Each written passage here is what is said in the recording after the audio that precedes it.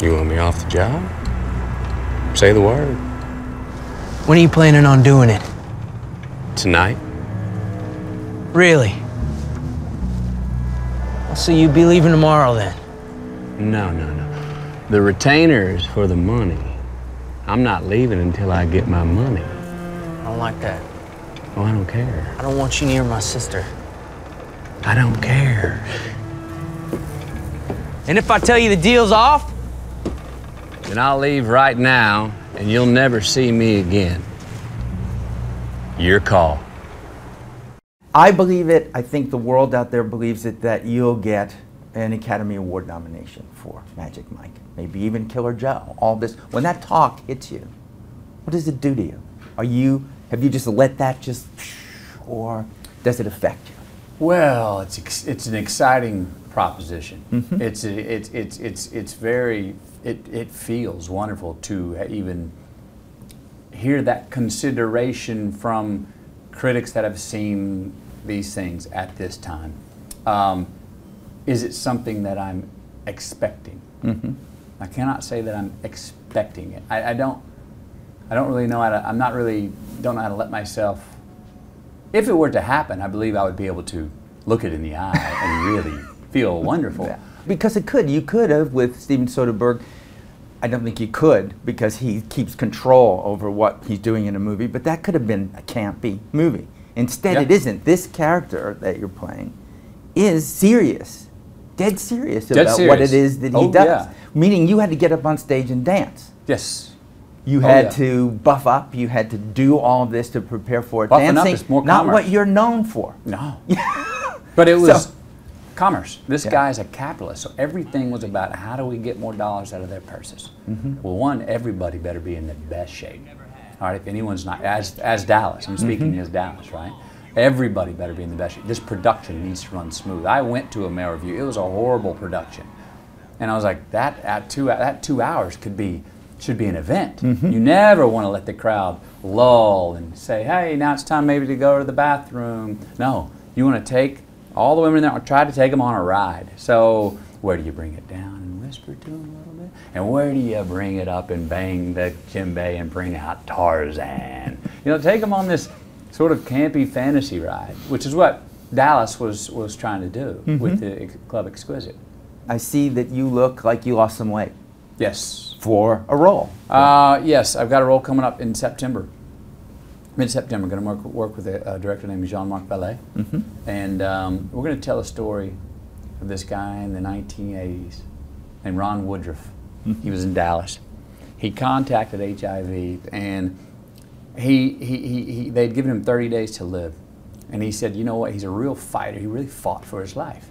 And he said, you know what, I'm not living this way. So he started studying up on it. He found these homeopathic remedies, these things that something was going on in Mexico, this guy was prescribing. Found somebody in China. And so he was a smuggler. He's smuggling these drugs back into the States. And then basically back in Dallas, he's a black market drug dealer, Dallas Buyers Club, out of his apartment. And if his apartment, he got successful enough where the FDA came and shut him down a couple of times. And so he'd go rent a room in a hotel motel and let everyone know I'll be there for 24 hours. You can come get your medicine from me. And he got away with it, very smart, because he didn't sell the drugs. He sold the membership to his club. So if you pay this upfront fee, you get your medication. And he lived for 7 more years. We're living in a time now, thanks to the events of last week in Colorado, where public attention is all focused on any kind of violence in film. And you have a violent film in that. What's your take on that?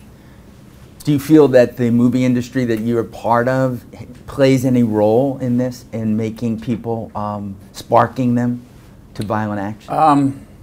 Sure. I think all media forms do, to an extent. I don't know enough to tell you what extent I think it does.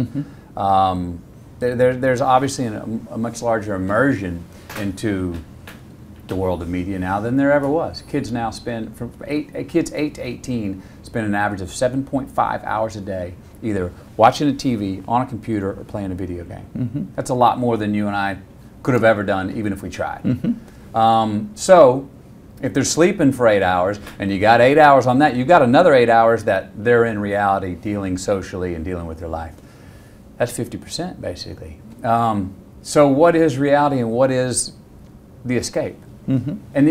And again, I think I know what that is, but where do we leave the escape or the story being told, the fiction, and come back and go, okay, that was that, now I'm in real life?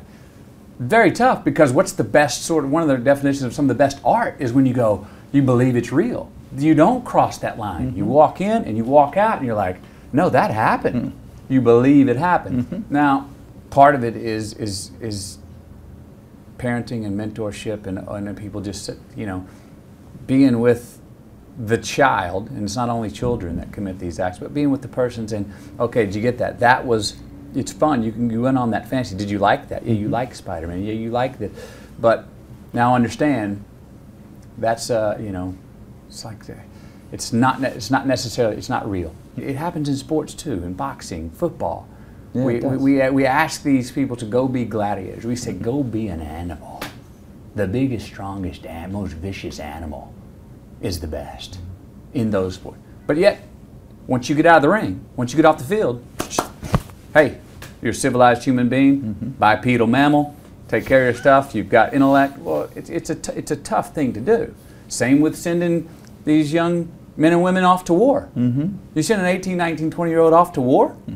and then you're going to be surprised at some of the acts that they're going to pull, and then they come back and they're jailed for life. I mean, for me, I got to be 21 and I felt like I knew who I was and I was going to work on it. But a lot of people, especially in youth, you're trying to figure out who you are. What's the world about? Who am I? And you see these things. Well, I can be that, and I can be that. Well, that happens, and so we're very impressionable. The media creates images for you. Yes. When you're a celebrity. Yes. You do it. Yes. So you're the guy with the bongos being naked. That's one of the things I did. That's one of the things. And then suddenly you're doing these movies and you're on the cover of Vanity Fair and you're a major star. And then you're doing this and now you're like in another kind of second act. Yep. That's happening. But what I'm looking for is that essential you still there? Absolutely. Because when you do that, when you get married and when you have children, you have 2 kids now and mm-hmm. a third on the way. Yep. This is a commitment to family. Kids remind you that, no, you can look at that like the first time again. Mm-hmm. Which is very good for an actor, to look at things for the first time, even though you've been down that road before. Kids love goofy. Get goofy. What's the big deal? Trip, fall on your face. Ow, get up, rub it. So what? Screw up. You know what I mean? That's very good for mm-hmm. me as an actor. And the kids almost allow your imagination to get much further. I love logic, and mm-hmm. I love practicality. Well, kids tell stories and there's no ending because it doesn't have to follow logic. You break the 4th dimension. The cheetah has wings and is purple. Okay, sure. I thought the cheetah was just on the ground and I was, I'd shaking hands with the fact that he's a mammal and he can't fly and he's not purple. But then they go, no, yes he does. Like, okay. So those sort of things are... Well, it sounds like you're free and you're flying, Yeah. This is a good thing. And that you were on the show before, we always end with a snippet of music, of song. You did it. You did it the last time. Well, I'm not going to tell you. Last time? I'm not going to tell you. I'm not going to say it was Johnny Cash. I'm just going to say. Oh, I sang a little Johnny Cash. I sang a little Johnny Cash. What's the song we were singing today, Levi? You never call my name on the telephone. You never call my name on the telephone. He recognizes it. You never call my name dun, dun, dun, on your telephone.